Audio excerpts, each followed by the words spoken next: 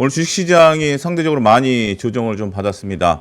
주식시장이라는 것은 올라가는 날도 있고 떨어지는 날도 있습니다. 이것을 잘 이겨내는 것이 어떻게 보면 주식 투자에 있어서 매우 중요한 포인트가 된다라고 저는 생각을 합니다. 제가 주식시장에 30년 가까이 있으면서 여러 가지 숱한 우여곡절을 겪었었죠. 뭐 IMF도 겪었었고, 그다음에 서브프라임도 겪었었고, 코로나 팬데믹도 겪었습니다.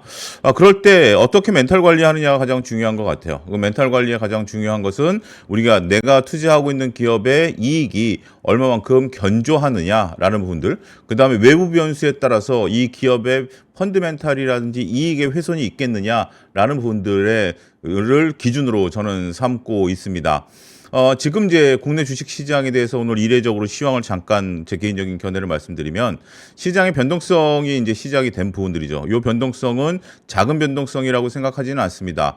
물론 우리가 외부 변수는 주식을 싸게 살 기회다라든지 전쟁의 총포 소리가 들리면 주식을 사야 된다라든지 아니면 우리가 외부 변수에 따라서 증시가 변동성을 나타내면 한 달 이내에 복귀했다라는 어떤 그런 관행적인 얘기 뭐 이런 부분들을 오늘 굳이 얘기할 필요는 없다라고 보여지죠. 그런데 우리가 이제 이란 문제에 대한 어떤 확전 가능성, 그 다음에 전쟁의 전개 가능성, 이런 부분들은 예측 불허의 상황인 것은 뭐 주지의 사실입니다. 그렇기 때문에 섣불리 예측하기는 어렵겠죠. 제가 말씀드리고자 하는 요지는 그런 겁니다. 뭐 어찌됐든 시장이 오늘 7% 이상 빠졌다라는 거, 매도 사이트가 걸렸다라는 것은 저는 먼 길을 걸어가는 과정에 있어서 돌부리에 한번 넘어진 상황에 비유를 하고 싶습니다. 우리가 찬바람이 불면 옷깃을 다시 여미고 앞뒤로 걸어갈 수 있긴 하겠습니다만 돌부리에 걸렸을 때는 잠깐 멈춰서서 고민할 필요가 있다라고 말씀드릴 수 있겠죠. 내가 이제 이 길을 계속 걸어가야 되는 건지 내 몸에 이상이 없는지를 살펴봐야 되는데 그 기준점이 바로 펀드멘탈에 있다라고 생각을 합니다. 기대감으로 올랐던 주식과 펀드멘탈이 살아있는 주식이 여기서부터 단기적으로 차별화될 가능성이 있다라고 보는 것이고요. 그 기준점은 언제다? 4월 달에 1분기 잠정 실적이 나오는 수준까지 나타날 가능성도 우리는 충분히 받아들여야 되겠죠. 워낙 증시가 한쪽 방향으로 쏠림 현상들이 있었던 부분들이 있기 때문에 조정을 받고 싶을 때 좀 세게 조정을 받는 부분들이다라고 생각을 하고요. 저는 여전히 조정이다라고 생각을 합니다. 오늘 뭐 살펴볼 종목은 LIG 넥스원, S-오일 오늘 준비를 했습니다. 오늘 다 리포트가 빠르게 나왔고요. 따라서 오늘 주식시장에서 상승한 LIG 넥스원, 그 다음에 S-오일, 그 다음에 나머지 또 두 종목도 오늘 살펴보도록 하겠습니다. 리포트 선정하는 것이 의외로 어려울 줄 알았는데 그래도 일부 증권사에서 빠르게 아침에 이 리포트가 나왔고요. 두 종목 같은 경우 시장에서 강하게 반응했다라는 점에 있어서 3프로 시청자분들께서는 어떤 요인으로 올랐는지 그 부분을 한번 살펴보시면 좋지 않을까 말씀드릴 수가 있겠습니다. LIG 넥스원 하나증권에서 나온 리포트를 보도록 하겠습니다. 71만 원으로 목표가를 상향했습니다. 지금 이제 60만 원대 오늘 이제 상한가를 들어가서도 60만 원대임에도 불구하고 아직까지 10만 원 이상 올라갈 가능성이 있다라고 보는 겁니다. LIG 넥스원을 기존 대비 26.3% 그러니까 이것은 오늘 주가가 올라간 걸 반영한 것은 아니죠. 오늘 주가가 올라간 것을 이제 반영한 것은 아니지만 지난 금요일 종가 기준으로 봤을 때 기존 대비해서 26.3% 목표 주가를 상향했다. 투자 의견을 매수로 유지를 했다. EPS의 목표가 PER을 41배를 적용했습니다. 뒤에 가서 이 PER 표를 살펴보도록 하겠습니다만 지금 한 30배 정도 되는 것 같아요. 그러니까 이 리포트가 나왔을 때 한 20배 정도 됐었는데 오늘 이제 상한가를 기록함으로써 EPS가 상당히 좀 많이 올라왔습니다만 아직까지 상승 여력은 있다라고 보고 있습니다.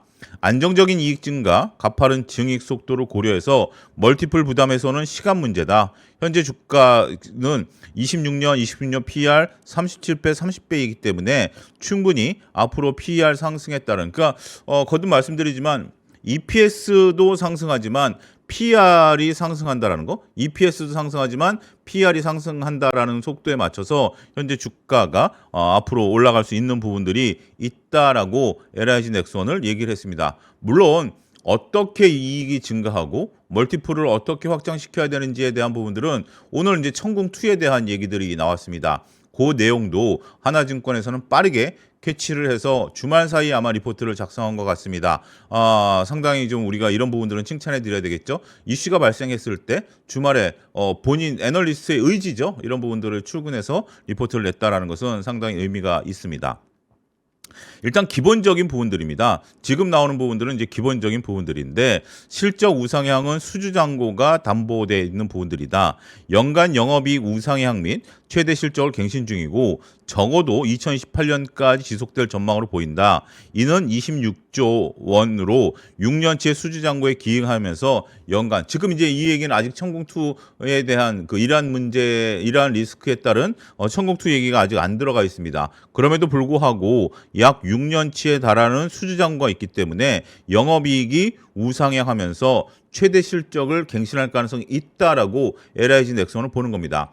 우리가 이제 몇몇 그 방산주들을 봤을 때 수주잔고가 있습니다만 인도식이라든지 그리고 그런 것들이 이제 지연 이런 것들에 따라서 최근에 방산주들의 주가 변동성이 있었긴 합니다만 역시 수주잔고가 있으면 그것은 앞으로 향후 이제 매출로 늘어날 수밖에 없는 부분들이기 때문에 이런 부분들이 영업이익과 순이익으로 나타날 수 있다라고 보는 거죠.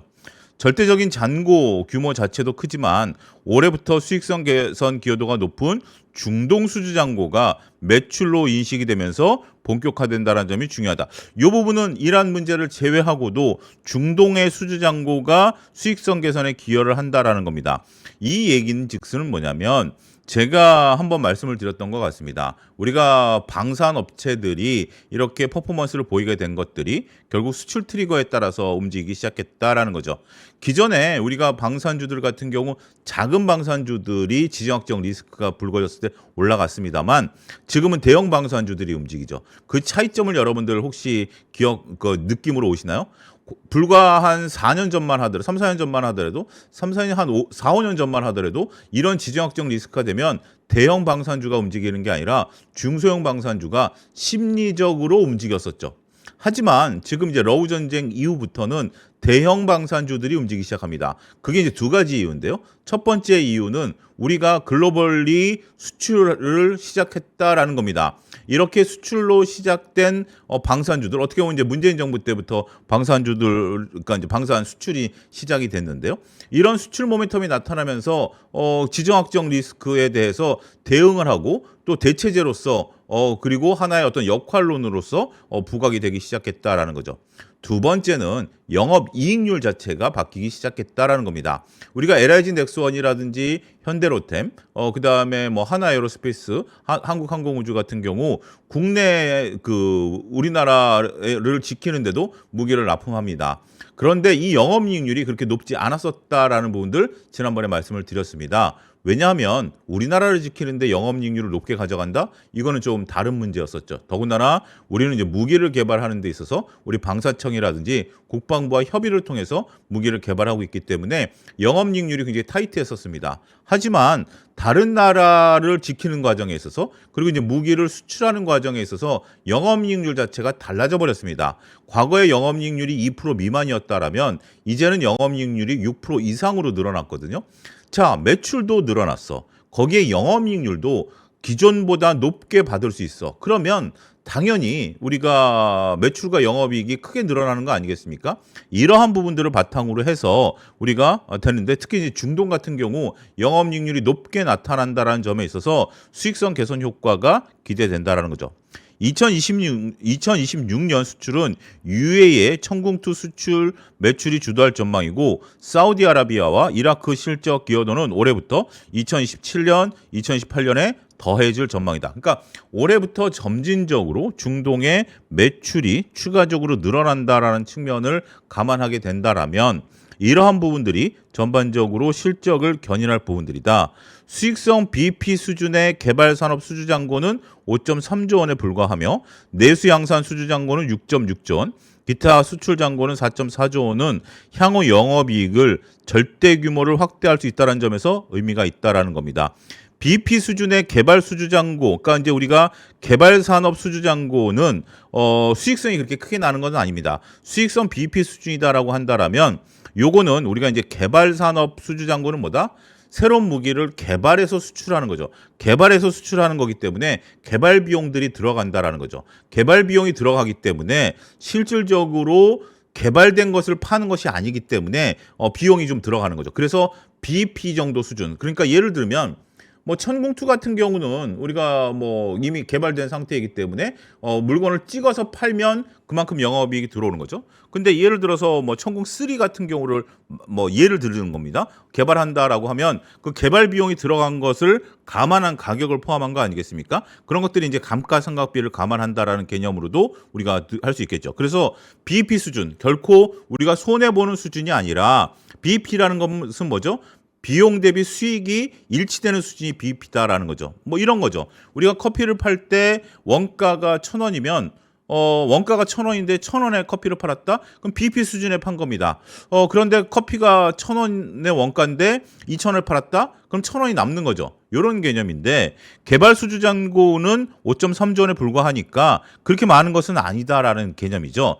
내수, 기타 수출 잔고가 크기 때문에 이런 부분들, 내수 잔고라든지 기타 수주 잔고에 따른 이런 부분들이 한 10조 정도 되는 것이 전체적으로 우리가 26조 원 중에 5조를 제외한 나머지들은 충분히 이익을 개선할 수 있다라고 보는 거죠. 종합하면 수주잔고 기반의 영업이익은 우상향한 흐름이 지속될 전망이다라는 것이 리포트의 주요 요지다라고 말씀드릴 수가 있겠습니다. 자, 이제 미국의 패트리어트를 보완할 수 있는 천궁2, 이제 이 이란 얘기가 본격적으로 시작이 됩니다. 미국 이스라엘의 이란 공격과 이에 따른 이란의 탄도미사일, 드론 보복으로 방공체계 요격 미사일의 재고 부족이 현실적인 제약으로 부상하고 있다라는 겁니다. 이란을 공격한 이후에 이란의 이제 탄도미사일, 드론 반격이 시작된 상황이죠. 이란은 수백 발의 탄도미사일을 발사한 것으로 추정되며 통상 탄도미사일 한 발에 복수의 요격 미사일이 발사될 가능성을 고려하면, 그러니까 뭐냐면 탄도미사일이 하나 날라오면 이걸 요격하기 위해서 복수 최소한 2개 이상의 요격 미사일이 같이 떠가지고 이것을 이제 요격한다라는 거죠. 한 발 대 한 발로 대응하는 것이 아니라 복수의 요격 미사일이 발사가 되기 때문에 그러한 부분들에 따라서 중동 주요 국가들의 요격 미사일 소모는 빠르게 누적될 가능성이 있습니다. 뭐 우리가 이제 재고를 갖고 있는 상황이고 하지만 원래 이제 방어가 더 어려운 거 아니겠습니까? 이런 공격에 이게 더군다나 미사일 공격 같은 경우는 요격에 따른 방어 공격이 어려운 상황이기 때문에 그러한 부분들에 있어서 요격 미사일의 소모가 빠르게 누적될 가능성이 있다. 안타깝게도 공급 측면에서 증산 여력은 제한적에 있다라는 겁니다. 로키드 마틴이 요격 미사일 등을 증산을 발표했습니다만 당장 연간 생산 능력을 우리가 이제 고고도 요격 미사일이라든지 패트리어트 미사일 같은 경우 보게 된다라면 96발과 600발 정도에 불과하다. 그리고 그럼에도 불구하고 단가도 굉장히 비싸다라는 거죠. 우리가 이제 드론 한 대를 잡으려고 비싼 고가의 무기를 발사한다라는 것이 상당히 아이러니일 수밖에 없다라는 겁니다. 우리가 지금 러우 전쟁을 통해서 이제 드론이 나타나기 시작했고 전쟁의 양상이 크게 바뀌었죠. 그러면서 로봇과 AI, 드론 뭐 이런 부분들이 전쟁에 직접적으로 이제 투여가 되면서 우리가 이제 가성비도 따지기 시작했습니다. 과거에 이제 재래식 무기를 바탕으로 무조건 힘의 우위로 밀고 들어갔었던 부분들에 비하면 이런 어떤 미사일 요격과 관련된 부분들은 가성비를 따지는 거죠. 여기서 한 가지 우리가 좀 뭐 제가 얘기를 좀 더하면 이란이라는 나라의 지상전이 일어날 가능성이 있는 거 아니야? 라고 보시는 시각도 일부 있습니다. 그런데 이란이란 나라가 지상전으로 우리가 이제 과거에 중동 문제가 벌어졌을 때 이란 내부에서 지상전이 벌어졌던 것에 대한 기억이 있으신가요? 저는 없습니다. 왜냐하면 이란이라는 곳이 지정학적으로 어떻게 분지 같은 지역입니다. 그러니까 이제 국경선이 산으로 이루어져 있는 나라이거든요. 그러니까 산을 국경선으로 만든 곳입니다. 따라서 미국의 지상군들이 투입될 가능성은 그렇게 높지 않다라는 거죠. 지상군이 투입되지 않는다라면 어떤 것들의 무기가 사용이 될까요? 뭐 이제 항공기, 이제 미사일이라든지 항공기라든지 이런 것들에 대한 부분들의 소요가 많이 될 수밖에 없다라는 측면이죠. 그런데 적은 드론으로 공격합니다. 그러면 우리도 방어도 드론으로 할까요? 그건 아니죠. 우리 그 방어하는 입장에서 보면 그 지금 이제 입장에서 보면 물론 이란을 타격할 때 토마호크 미사일이라든지 여러 가지 우리가 스텔스기라든지 그다음에 B1 전략 폭격기가 들어가서 폭격을 했다라는 부분들이 있습니다만 이제 문제시되는 것은 이란의 반격이죠. 이란의 반격 또한 미사일이라든지 드론으로 이루어질 가능성이 높기 때문에 이러한 부분들에 따른 그 방어 시스템 더군다나 이제 미국 같은 경우 미국이 보유하고 있는 군사 기지라든지 전략 자산 이런 것들을 방어할 수 있는 요격 미사일에 대한 소요에 대한 부분들도 고민해 봐야 된다라는 거죠. 자, 다음 장을 보도록 하겠습니다. 전반적으로 상층, 중층 요격 미사일은 고가이다. 제한된 생산 능력이라는 구조적인 제약을 가진다. 이에 비해 한국의 천궁2 요격 미사일 단가는 패트리어트 대비 절반 이하의 가격으로 알려져 있다라는 것들입니다. 따라서 가격 경쟁력과 더불어 천궁2는 중동 주요국 대미 의존도 분산 니즈에 맞물려서 이미 도입이 추진되고 있는 상황인데 이런 것들에 대한 도입에 대한 니즈, 앞으로 가능성, 그다음에 수주에 대한 어떤 증가 가능성 이런 것들이 오늘 주식시장에 단기간에 반영이 됐다라고 말씀드릴 수 있겠죠. 현대로템 같은 경우도 오늘 윗꼬리를 좀 단 것으로 제가 기억하고 있습니다. 그리고 뭐 여러 가지 방산주들도 오늘 움직이긴 했습니다만 가장 강했던 LIG 넥스원 같은 경우 이렇게 전쟁 시스템이 바뀌었고 현재 전쟁 시스템에 가장 적합한 천궁2를 보유하고 있고 이것은 또한 이미 중동의 막대한 수주 잔고를 갖고 있다라는 점이 부각이 되면서 주가가 오늘 퍼포먼스를 보였다라고 말씀드릴 수가 있겠습니다. 체계 포지셔닝 관점에서 보면 천궁2는 중층에 해당되기 때문에 패트리어트와 유사한 레이어에서 운용될 수 있다라는 점이 패트리어트 미사일을 대체할 수 있는 그리고 분산된 니즈. 어떻게 보면 미국 무기도 일정 부분 중동 국가에선 사줘야 되겠죠. 하지만 미국 무기 하나 살 거에 우리 무기를 2개 살 수 있으니까 그런 부분들을 적절하게 된다라는 거죠. 그리고 또 한 가지를 놓고 보면 서방 무기 체계와 우리가 이제 러시아 무기 체계가 다릅니다. 우리는 이제 미국과 이제 무기 협력을 같이 하고 있죠. 따라서 이런 부분들은 통신이라든지 아니면 어떤 같이 통합된 군사적인 시스템을 활용할 수 있는 거죠. 천궁2 같은 경우도 실질적으로 이제 미군과 연계된 군사작전에 있어서도 활용도를 높일 수 있다라는 점에 있어서는 충분히 우리가 이제 중동 국가들의 미국 의존도가 높아지면 높아질수록 우리 천궁2에 대한 관심도 높아질 수밖에 없다라는 관점까지 더 확장시켜서 한번 고민해 봐야 될 문제가 아니겠나 말씀드릴 수가 있겠습니다. 중증 방공 체계로서는 우리가 이런 어떤 노르웨이와 같이 개발한 이러한 미사일들도 있습니다만 이런 것들은 탄도 미사일이 아닌 항공기, 드론, 순항 미사일 요격에 초점이 맞춰져 있습니다. 그러니까 이제 탄도 미사일이 있고 여러 가지 이제 공중전에 대한 방어 시스템이 있죠. 결론적으로 천궁2는 가성비와 납기 는 고가 공급 제약이 큰 패트리어트를 보완할 수 있으니까 가성비와 납기는 고가이면서 공급 제약이 큰 패트리어트를 보완할 수 있는 중증 방공 체계로 부각될 수 있다라는 판단이다. 특히 UAE는 기존 중증 방어에 패트리어트에 대해 천궁2를 도입 중에 있고 특히 최근 한국 정부는 UAE 방산 협력을 통해 천궁2를 비롯한 한국 방공 체계에 대한 추가 수출 가능성을 높여주는 모멘텀으로 해석이 가능하다라는 설명입니다. 이 리포트가 오늘 아침에 일찍 나왔습니다. 그러면서 이 리포트에 반응하면서 오늘 LIG 넥스원이 상당히 긍정적인 주가 퍼포먼스를 보였다라는 점이 그러니까 최근에 이제 어떤 이런 어떤 돌발 변수가 나타났을 때 많은 분들이 주말에 그렇게 생각하셨을 거예요. 방산주, 조선주, 정유주 이런 부분들을 좀 고민하셨을 겁니다. 그 다음에 이제 반도체는 얼마큼 방어할 것이냐라는 부분들을 고민해 보셨을 텐데요. 실질적으로 오늘 올랐던 것들은 뭐죠? 방산주, 그 다음에 정유주, 해운주가 올랐죠. 조선주보다는 해운주가 올랐습니다. 왜냐하면 해운 쪽에서 보면 전체적으로 봤을 때 글로벌리 보험료도 올라가고 운송비가 급등을 해버렸습니다. 유가가 급등한 것보다 운송료가 급등을 했고 이런 운송료는 전 세계에 동시다발적으로 적용이 됩니다. 따라서 중동 쪽으로 간다라는 것은 운임료가 어마무시하게 올라갔습니다만 중동 쪽이 아니다 하더라도 이렇게 올라간 운임료 같은 경우는 기본적으로 해운사에게 수혜가 될 수 있다. 제가 오전 방송에서 그런 부분들을 이제 집어서 말씀을 좀 드렸는데요.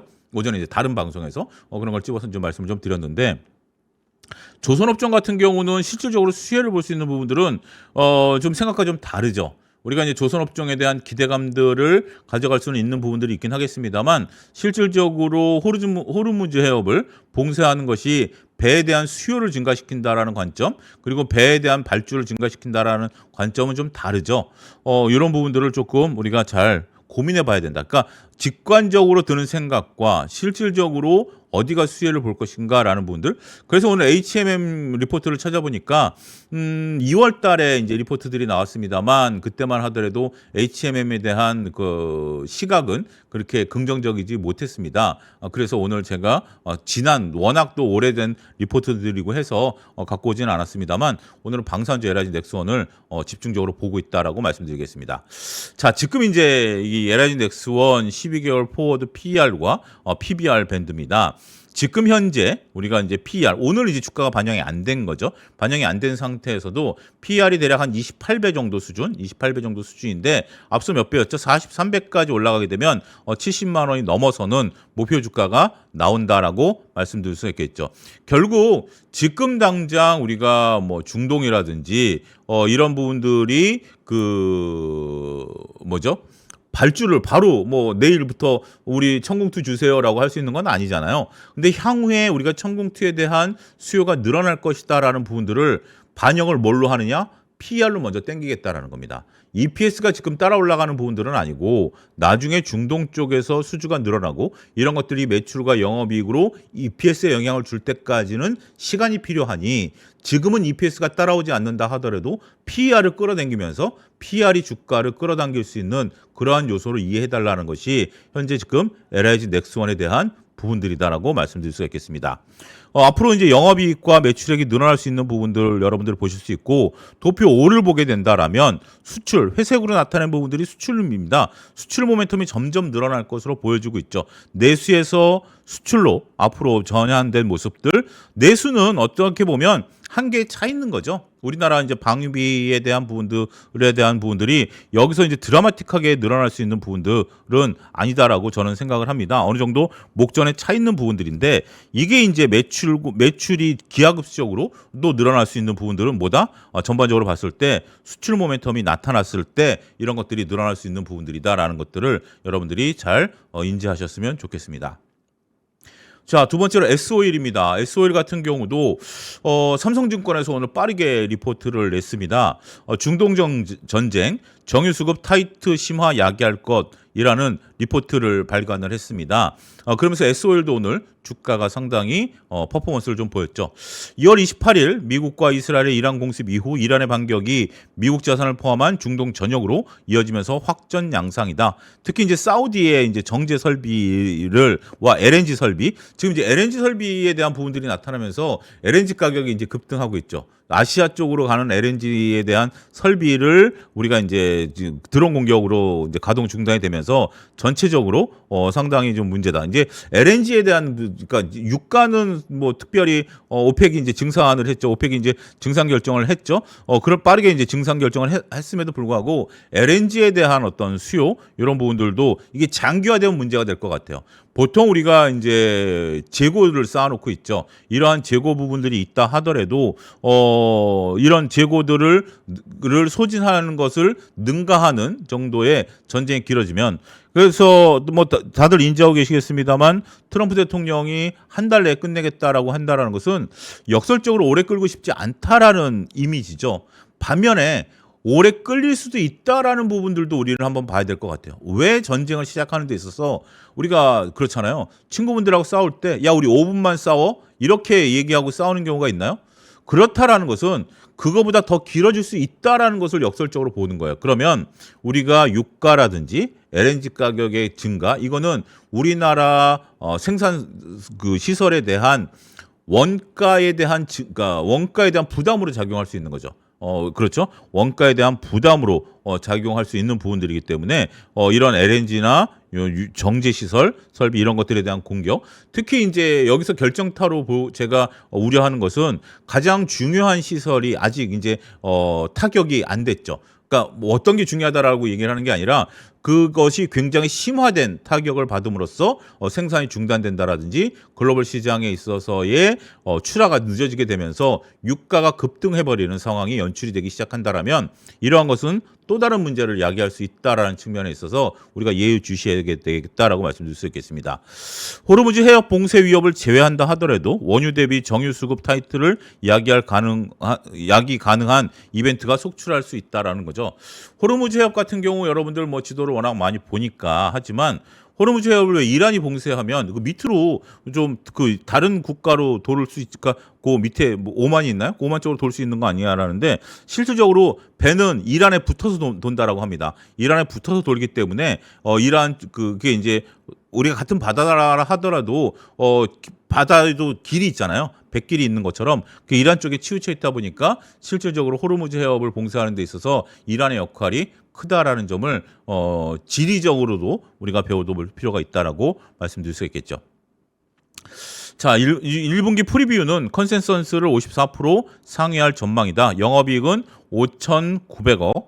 그다음에 컨센서스 이런 부분들을 상회할 전망이고 어닝 서프라이즈 대부분 그러니까 1분기 프리뷰입니다. 프리뷰에 대해서는 정유 부분에서 발생할 것이다. 스팟 정제 마진은 조정을 받겠지만 두 달간 국제유가 반등에 힘입어서 재고 평가 손익, 레깅 효과 이런 것들에 따른 부분들, 화학 부분 흑자 전환. 근데 이런 것들은 지금 눈에 들어오시지 않을 거예요. 이게 실질적으로 S오일과 관련된 부분들 펀드멘탈보다는 앞으로 지정학적 리스크가 커짐에 따라서 글로벌 유가가 어떻게 움직일 것이고 그 유가의 그 변동폭에 따라서 S오일 주가가 어떻게 움직일 것인가라는 부분들이 더 눈에 들어오는 부분들이 아니겠나라고 말씀을 드릴 수가 있겠습니다. 이제 전체적으로 봤을 때 지정학적 관점의 기회가 기대가 된다라는 거죠. 단기 유가 및 정제 마진 추가 상승 예상된다. ROE를 그러니까 이제 그러니까 정제 마진이 개선되니까 ROE를 9에서 11.7로 그다음에 PBR을 우리가 전체적으로 1.39배에서 1.64배로 그다음에 목표 주가를 12만 5천에서 14만 원으로 상향하겠다. 중동 전쟁이 지속될 경우 현재보다 타이트한 등경유 제품 중심의 정제 설비를 전쟁 위험이 없는 아시아에서 생산한 점이 지정학적 관점의 기회로 작용할 것이다. S오일 같은 경우 우리가 단순한 정유회사가 아니죠. 우리가 S오일 같은 경우 지금 이제 배당을 안 주고 정제 시설을 만들어 놓은 것이 특이하게 그러니까 이거 석유 기업이 아니다라는 점 그리고 정제를 할 수 있다라는 정제 시설을 갖고 있다라는 점 이러한 점이 S오일이 이러한 지정학적 리스크에서 가장 큰 수혜를 볼 수 있는 기업으로 바뀌었다라는 점을 말씀드리도록 하겠습니다. S오일 이제 손익계산서를 보면 좀 재밌는 것들을 좀 보여집니다. 우리가 이제 매출액 같은 경우 작년에 34조에서 올해 32조로 줄고 내년에 30조로 줍니다. 매출이 줄어들어요. 매출이 줄어드는데 영업 매출 총이익은 우리가 1조에서 2조까지 늘어납니다. 영업이익도 계속해서 늘어납니다. 특히 올해 대폭 늘어나는 거죠. 매출이 34조에서 32조로 줄어들지만 영업이익은 2,800억에서 1조 6천억으로 늘어나게 된다라는 거죠. 요거는 이제 지정학적 리스크를 반영하지 않은 것으로 저는 미루어 짐작을 합니다. 지정학적 리스크가 반영되지 않은 부분에도 이렇게 영업이익이 올라가게 된다라는 것들, 세전이익이 우리가 작년 대비해서 크게 늘어난다라는 거, 내년에 살짝 꺾인다라는 부분들을 놓고 보면 올해 S오일에 대한 주가에 대한 어떤 그 관심, 이익단에 대한 부분들을 한번 좀 가져보셔도 되지 않을까. 여기에 이제 지정학적 리스크가 부과가 된다라면 더 큰 관심을 가질 수 있는 요소가 될 부분이다라고 말씀드릴 수가 있겠습니다. 오늘 강했던 LIG 넥슨과 S오일을 살펴봤습니다. 세 번째로 살펴볼 것은 뭐 오늘 NH투자증권 증권주 한번 좀 보죠. SK증권에서 신규 편입을 했습니다. 42,000원 편입을 했는데 전반적으로 봤을 때 이제 이렇게 커버리지를 제시했다라는 부분에 대해서는 이제 SK증권도 NH투자증권을 볼 수 있을 정도로 긍정적인 부분들이 있다라는 부분들입니다. 사상 처음으로 2025년 2021년 순이익 1조를 기록했고 2028년까지 계속해서 ROE 10%대를 기록할 것으로 전망을 하기 때문에 밸류에이션 상향이 가능하다. 그러니까 ROE가 10%대를 유지하면 밸류에이션 상향이 가능하다라는 부분들이죠. 전반적으로 브로커리지 호조와 IMA 인가 가능성, 이제 종합자산 관리죠. 그다음에 업종 내 가장 높은 총 주주 환원율을 고려할 때 아직까지 추가적인 업사이드가 존재한다라고 말씀드릴 수가 있겠습니다. 올해 이제 포인트는 브로커리지와 IB 비시장성 자산 평가 이익인데요. 올해처럼 거래 대금이 크게 늘어나 오늘 거래량 어마어마했죠. 이런 것들은 다 증권사와 이제 손익과 연결되어 있는 부분들이기 때문에 브로커리지 점유율이 좀 올라왔다라는 거죠. 우리가 이제 MS로 표현을 하는데요. 마켓 이제 볼륨을 우리가 볼 수 있는 부분들인데 전체적으로 봤을 때 우리가 그 전체 주식 거래량의 7.2%를 NH투자증권이 한다라는 겁니다. 굉장히 좀 높은 거죠. 증권사가 대략 외국계 증권사까지 하면 한 60개 정도 될 거고요. 국내 증권사만 하더라도 한 30개 정도 될 텐데 30개인가요? 한 정도 될 텐데 그럼에도 불구하고 MS가 7%다라는 것은 굉장히 높은 수준. 키움증권, 미래에셋 이렇게 해서 유니버스 5개 증권사 중 4위를 기록함으로써 그렇지만 3분기부터는 점유율이 소폭 상승하면서 3위로 도약했다라는 거죠. NH투자증권에 거래하시는 분들이 많이 좀 늘었다라고 말씀드릴 수가 있겠습니다. 이에 따라서 올해 브로커리지 손익은 전년 대비해서 53% 성장할 것으로 보고 있고 또한 작년 한 해 IB 비시장성 자산 평가액이 실제에 기여했는데 올해에도 증시가 호전되고 있기 때문에 IB 비시장성 자산에 대한 평가액이 견조하게 늘어날 부분들이 있다라고 말씀드릴 수 있겠습니다. 그리고 이제 우리가 이제 전체적으로 종합자산 관리 회사로서 될 것으로 보여지고 있고요. 지금 시간이 많지 않아서 이제 좀 빠르게 진행 중에 있습니다. 밑에 부분들을 놓고 보면 업종 내 가장 높은 총 주주 환원율이다라는 거죠. 올해도 증권업종 내에서 가장 높은 총 주주 환원율을 시현할 것으로 전망이 되고 있다. 2025년 배당액은 1,300억 원으로 예상을 하며 연초 500억 원의 자사주 매입까지 고려하면 2025년 총 주주 환원율은 52.1%로 추정이 된다. 동사는 2024년 13년 만에 500억 규모의 자사주를 매입 소각을 실시한 이후에 그러니까 재작년, 작년 두 차례 실시했으며 현재 PBR 1배를 넘은 상황을 고려할 때 2026년에는 배당 정책 위주로 주주 환원이 이루어질 거다. 이제 자사주 소각이 아니라 배당을 늘려가는 정책을 펼쳐갈 가능성이 있다. 실질적으로 여러분들 자사주를 소각하는 게 좋을까요? 배당을 주는 게 좋을까요? 둘 중에 하나 결정하려면 당연히 배당이겠죠. 물론 자사주를 소각한다라는 것도 주가를 끌어올리는 부분들이 있긴 하겠습니다만 주가를 끌어올리는 부분들과 내 계좌에 돈이 들어온다라는 부분들 물론 주가가 올라가면서 이제 팔고 나오면 상관이 없는데 그러한 변동성보다는 확실하게 내 계좌에 돈이 찍히는 부분들이 더 좋은 거 아닌가요? 요거는 호불호가 있습니다. 그리고 상황에 따라 다릅니다. 주식이 강세일 때는 이 자사주 소각을 통해서 EPS 증가에 따라서 주가가 올라가는 것이 훨씬 더 좋고요. 주가가 침체기나 조정기에는 오히려 자사주 소각을 따라서 주가가 올라가는 반응에 비해서 배당을 주는 것이 더 좋을 수도 있겠다라는 거죠. 여기에 워렌 버핏은 어떤 생각을 갖고 있죠? 워렌 버핏은 배당을 안 주죠. 워렌 버핏은 배당을 안 주고 자사주도 소각하지 않죠. 그 대신 이 돈을 가지고 내가 새로운 투자처에 투자를 해서 주가를 끌어올림으로써 오히려 주가 상승률에 따른 이익을 더 구가할 수 있는 이러한 생각을 갖고 있는 투자자죠.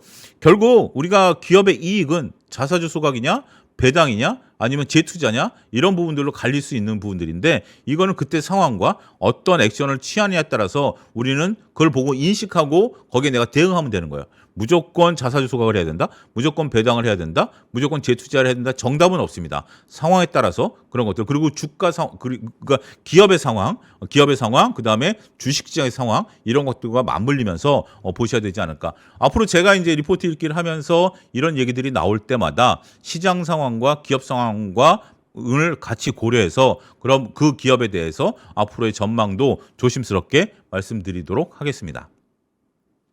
NC투자증권 총 주주 환원 부분들을 놓고 보면 배당 총액 같은 경우 앞으로 늘어날 가능성이 있다라고 볼 수 있겠죠.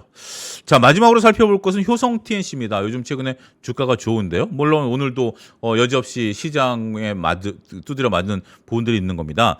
60만 원으로 목표 주가를 상향했습니다. 춘절 이후에 눈여겨봐야 될 포인트는 중국 화섬협회에서 효성 TNC 같은 경우 우리가 이제 그 스판덱스죠, 레깅스 만드는 부분들인데 춘절 이후에 주요 스판덱스 업체들의 두 번째 판매 단가를 인상했다라는 겁니다.